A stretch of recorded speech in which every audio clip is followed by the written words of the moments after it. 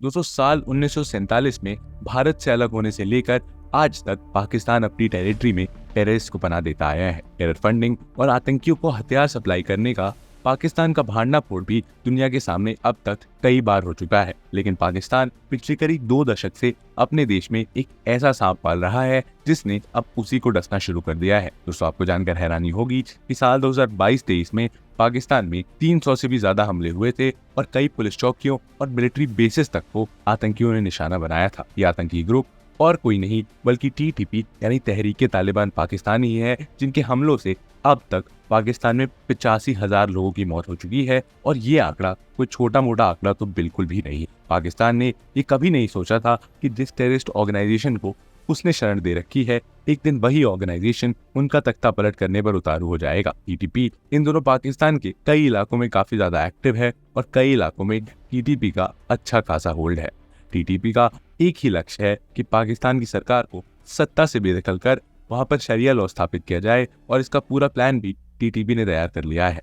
लेकिन दोस्तों आखिर टीटीपी भला सरकार को क्यों उखाड़ कर फेंकना चाहती है और कैसे आज पाकिस्तान के लिए टीटीपी एक स्लो पॉइजन बनती जा रही है? और यदि आने वाले समय में पाकिस्तान में कोई बड़ा फेरबदल देखने को मिलता है और यदि वहां टीटीपी की हुकूमत आती है तो उसमें बहुत हैरानी वाली बात भी नहीं होगी। लेकिन दोस्तों यहाँ सवाल ये आता है कि टीटीपी पाकिस्तान में इतनी स्ट्रॉन्ग कैसे हुई? और दोस्तों इसीलिए आज की इस वीडियो में हम बात करेंगे टीटीपी यानी तहरीके तालिबान पाकिस्तान की, कि आखिर कैसे तालिबान से जन्मी एक ऑर्गेनाइजेशन ने पाकिस्तान की नींदें उड़ा रखी है। और साथ ही में ये भी जानने की कोशिश करेंगे कि पाकिस्तान का क्या फ्यूचर होने वाला है, कैसे ये ऑर्गेनाइजेशन पाकिस्तान के लिए स्लो पॉइजन का काम कर रही है और टीटीपी यानी कि तहरीके तालिबान पाकिस्तान कैसे अफगानिस्तान के तालिबान से अलग है। दोस्तों क्या पाकिस्तान में भी एक बड़ा तख्ता पलट होगा? और हाल ही में पाकिस्तान में हुए पेशावर अटैक के बाद देश में कैसी स्थिति है? क्या सच में पाकिस्तान एक बार फिर 2 टुकड़ों में बट जाएगा? जानने के लिए वीडियो में एंड तक बने रहिए। और अगर आपने अभी तक चैनल को सब्सक्राइब नहीं किया है तो वर्ल्ड अफेयर्स को सब्सक्राइब करना बिल्कुल ना भूलिए।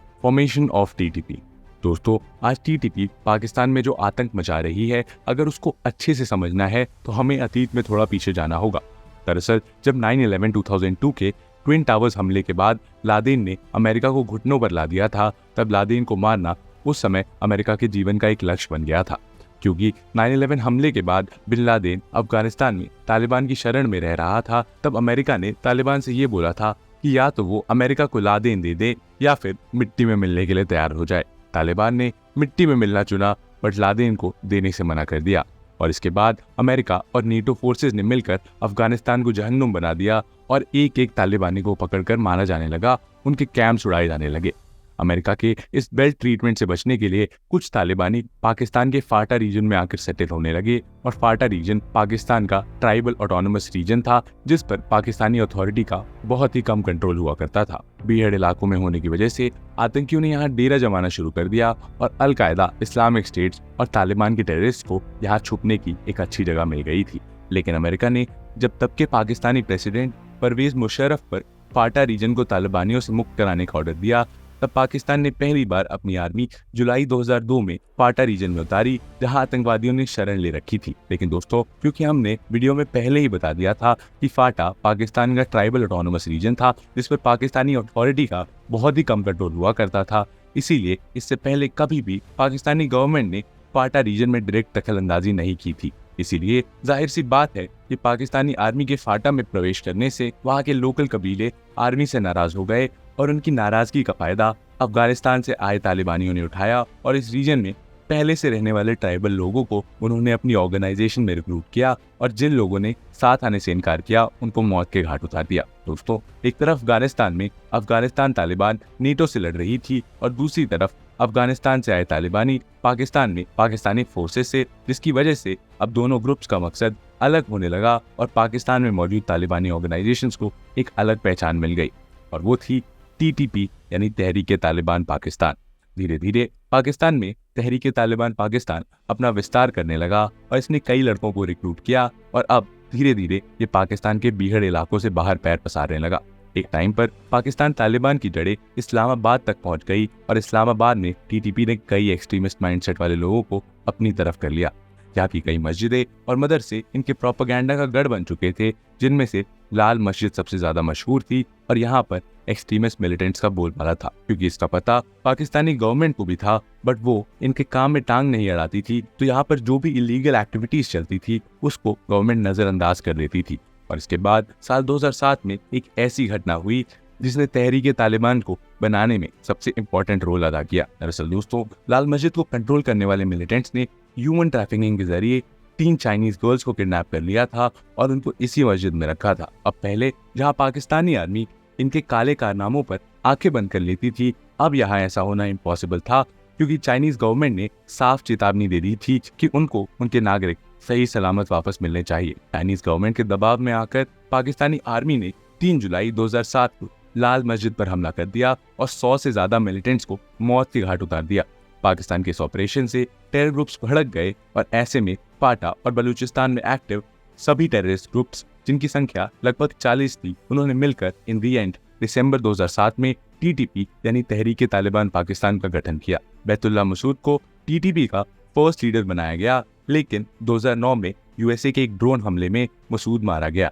उसके बाद हकीमुल्ला मसूद टीटीपी का लीडर बना, लेकिन 2013 में उसकी भी मौत हो गई। और फिलहाल नूर अली मसूद टीटीपी का प्रमुख लीडर है। टीटीपी का मकसद दोस्तों, टीटीपी बनने के बाद उन्होंने अपने मकसदों पर काम करना शुरू कर दिया और टीटीपी के मेनली 2 मकसद थे। उनका पहला मकसद था पाकिस्तानी गवर्नमेंट को हटाकर अपना रूल स्थापित करना, जैसा हाल ही में तालिबान ने अफगानिस्तान में किया था, और दूसरा मकसद था कि पूरे पाकिस्तान में शरिया लॉ लागू करना चाहते थे।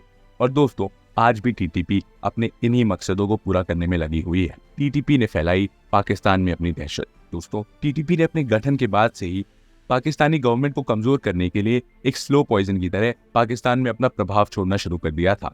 उसने पाकिस्तानी हुकूमत को रिप्रेजेंट करने वाली शख्सियतों को मौत की घाट उतारना शुरू कर दिया था और आर्मी कैंप्स, आर्मी स्कूल्स और आर्मी रेजिडेंट्स पर हमला कर टीटीपी कहीं ना कहीं पाकिस्तान गवर्नमेंट को कमजोर करने में लग गई थी। मकसद सिर्फ एक, और वो था पाकिस्तान सरकार को हटाना और खुद के रूल को लगाना। और दोस्तों, 2007 में बेनजीर भुट्टो की हत्या का आरोप भी इसी ऑर्गेनाइजेशन पर लगाया गया था और पाकिस्तानी इतिहास का सबसे बड़ा झटका टीटीपी ने उसे 2014 में पेशावर के एक आर्मी स्कूल पर टेररिस्ट अटैक करके किया, जिसमें टीटीपी ने बच्चों पर अंधाधुंध गोलियां चलाकर लगभग 130 से ज्यादा बच्चों को मौत की नींद उतार दिया था।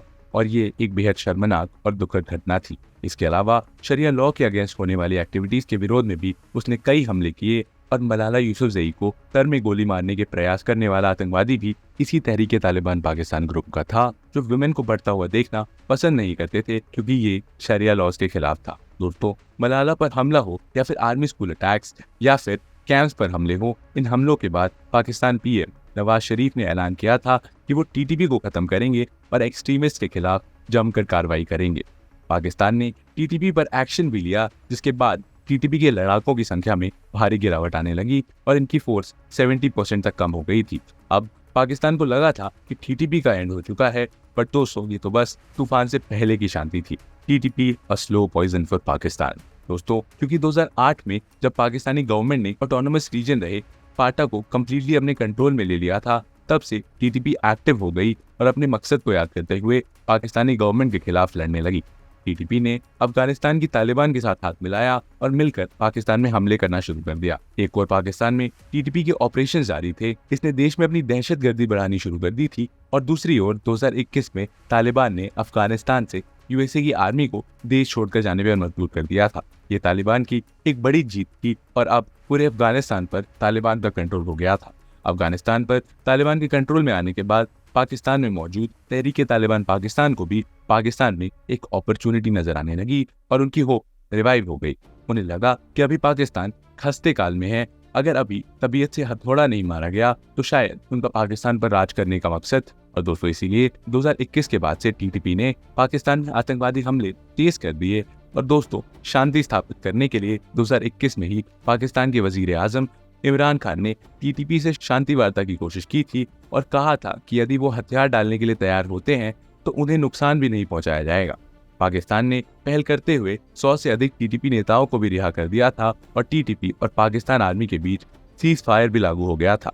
लेकिन दोस्तों, कुछ ही दिनों में टीटीपी ने सीज फायर का उल्लंघन करना शुरू कर दिया और पिछले सालों में टीटीपी की ओर से पाकिस्तान में सैकड़ों हमले किए गए। इन हमलों में अधिकतर पुलिस फोर्स और वहां की आर्म फोर्सेस को निशाना बनाया गया और टीटीपी के आतंकी खुलेआम पाकिस्तान को धमकी देते हुए नजर आने लगे। टीटीपी का कहना है कि पाकिस्तानी आर्मी ने बेकसूर लोगों को जेल में बंद किया है और मौका मिलते ही उनका एनकाउंटर भी किया है। पिछले साल भी टीटीपी ने कराची, पेशावर और पाकिस्तान में कई हमले किए हैं और इनमें कई हमले फिदायीन भी थे। टीटीपी ने चौकियों को निशाना बनाते हुए पुलिस को आर्मी से दूरी बनाए रखने की नसीहत दी थी और हाल ही में टीटीपी के प्रवक्ता ने कहा कि पाकिस्तान में हजारों मुजाहिदीन एक्टिव हैं और वो अपने मकसद को हासिल करके ही दम लेंगे। टीटीपी लगातार पाकिस्तान में तख्ता पलट की प्लानिंग कर रहा है और उन्हें लग रहा है कि जब तालिबान अफगानिस्तान से अमेरिका को भगा सकता है तो उसके आगे पाकिस्तान की आर्मी किस खेत की मूली है। पाकिस्तान की माली हालात, गिरती जीडीपी, पॉलिटिकल अनस्टेबिलिटी, इन्फ्लेशन और जनता के आक्रोश का फायदा टीटीपी उठाने की कोशिश कर रही है और पाकिस्तान की सरकार टीटीपी को लेकर अफगानिस्तान की तालिबानी सरकार को कोसती रहती है। पाकिस्तान का कहना है कि उनके देश में सभी हमले तालिबान कर रहा है और अफगानिस्तान टीटीपी के आतंकवादियों को पनाह दे रहा है। वहीं दोस्तों, दूसरी ओर तालिबान ने इन सभी आरोपों से पल्ला झाड़ लिया है। हालांकि रिपोर्ट्स की माने तो अफगानिस्तान में 6 से 7 हजार टीटीपी टेररिस्ट ने पनाह ले रखी है।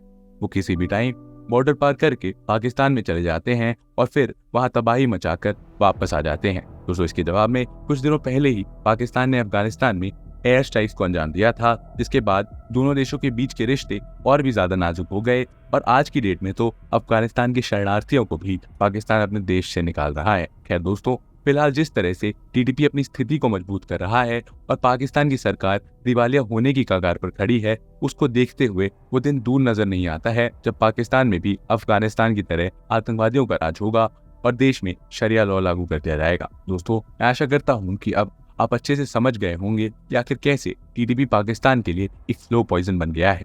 उम्मीद करता हूँ कि आपको टीटीपी से रिलेटेड इस वीडियो के जरिए काफी कुछ नया सीखने को मिला होगा।